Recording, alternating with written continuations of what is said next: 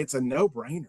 I think it's worth it. The call for reforming Oklahoma's tax-free weekend is coming from both sides of the aisle. We're in the back-to-school season, and many of you just bought clothes for the new school year without added tax on top. Well, if you bought school supplies or athletic gear, that still add tax. We need supplies, so pencils, notebooks, backpacks, things of that nature. State Senator Kristen Thompson is arguing for change.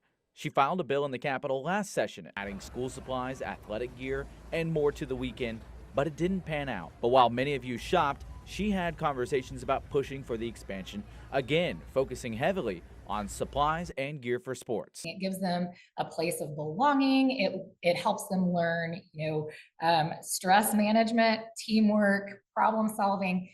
Sports are so incredibly important. And so I want to make sure as a mom that our kids can be successful in the classroom, out of the classroom, and expanding the tax-free weekend to include these products, I think is just a common sense way to do that. In the State House, State Rep Jacob Rosecrans agrees changes are needed. He pushed for it with the bill of his own years ago, but he will work with whoever to make it happen.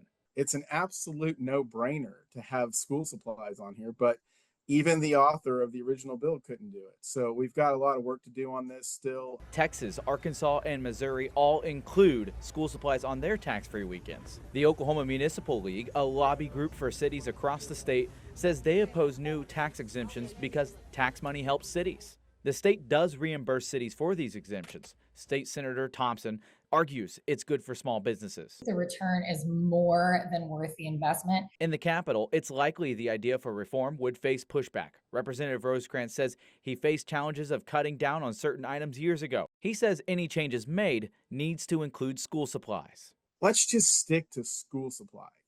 Because if we have to be very, very restrictive on this to make sure the fiscal impact's not very high, I think that's the most important thing. Crayons, pencils, maybe even just take a look at what most schools require parents to supply. Reporting, Dakota Wapakichi, KOCO 5 News.